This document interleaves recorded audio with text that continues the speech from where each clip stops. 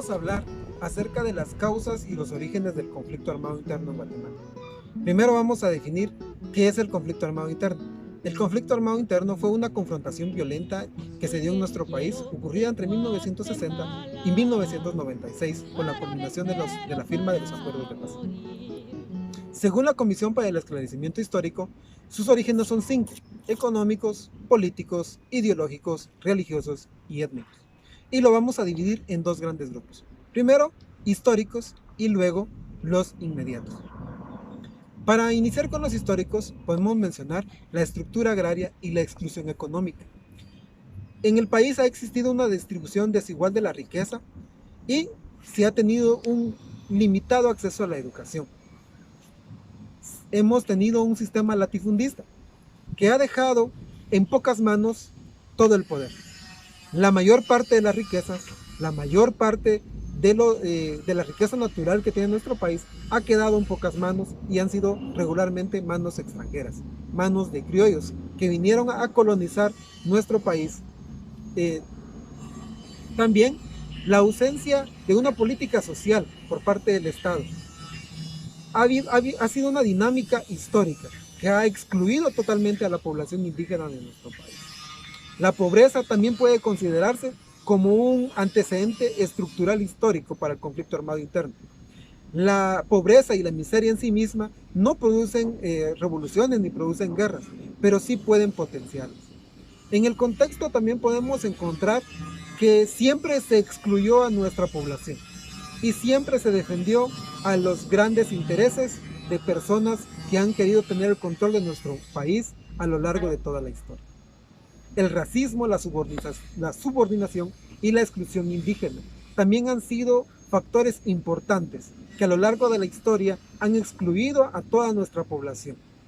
Hemos tenido dos corrientes, antes de la revolución de 1944 han existido dos grandes partidos políticos: los conservacionistas y los liberales, ambos buscando la hegemonía del poder en nuestro país, ambos peleando por los recursos naturales que existen en Guatemala, pero ninguno se ha preocupado por el interés del indígena, de la sociedad rural, de la mayor parte de nuestro país. Siempre se planteó una política dirigida hacia personas que tenían el control y no a la mayor parte de la población. Muchos gobiernos fueron los que pasaron, muchos gobiernos fueron los que arrasaron con nuestros países. Muchas leyes inclusive que obligaban a la población a trabajar de forma gratuita, tanto para la producción de tinta en un principio, luego para la producción de café y después para una república bananera que así muchos internacionalmente nos tildaron. Con la revolución de 1871 también se le dio una mayor protección a un Estado nacional, unitario y centralizado, y pusieron en práctica grandes cambios a nivel económico y social, pero no con la finalidad de ayudar a la población, sino con la finalidad de ayudar a esa industria cafetalera. Todo esto se fue acumulando y fue generando que en 1944 se generara una revolución. También las dictaduras que le antecedieron a esa revolución, el autoritarismo que existió, esa explotación que se le dio a nuestro país, son factores históricos que impulsaron el conflicto armado interno en Guatemala. Ahora nos vamos a aquellos fenómenos o a aquellas situaciones inmediatas. Y vamos a iniciar con la revolución de 1944. El país estaba cansado de que en pocas manos estaba el poder, de que la riqueza estaba acumulada en pocas personas. Y entonces un triunvirato militar dirigido por Jacobo Arbenz Guzmán da el golpe de Estado. Se convocan elecciones y queda el doctor Juan José Arévalo Bermejo, el cual dio una esperanza en la educación e hizo grandes cambios. Luego, Jacobo Arbenz Guzmán le da un duro golpe a la United Fruit Company con la reforma agraria y el decreto 900. Lógicamente, esto fue algo que no le pareció al gobierno de los Estados Unidos, y aprovechando que en el país se hablaba acerca del, que en el mundo se hablaba acerca del comunismo, se empezó a señalar a Guatemala como un país comunista. Y para la sociedad internacional, pues en medio de una guerra fría entre la Unión Soviética y los Estados Unidos, pues fue generando grandes dificultades para el gobierno de Jacobo Arbenz.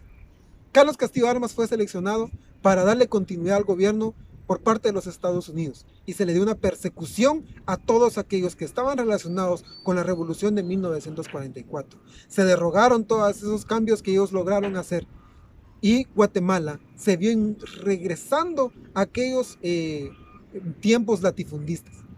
Eso fue generando conmoción en nuestro país. Y por último, el levantamiento militar del 13 de noviembre de 1960 durante el gobierno de Miguel Ydígoras Cifuentes. Él dio lugar de forma secreta a que en Guatemala se entrenara un grupo de militares, los cuales estaban de los Estados Unidos, que estaban destinados para tomar el control de Cuba. ¿Qué fue lo que sucedió?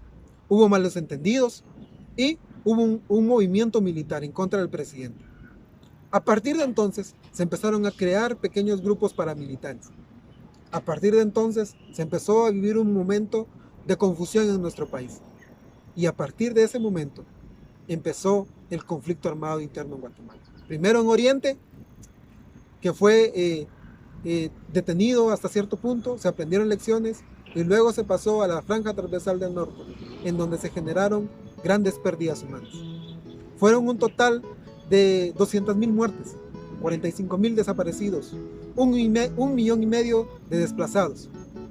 Fue un duro golpe para Guatemala, pero hoy tenemos la esperanza de poder salir adelante.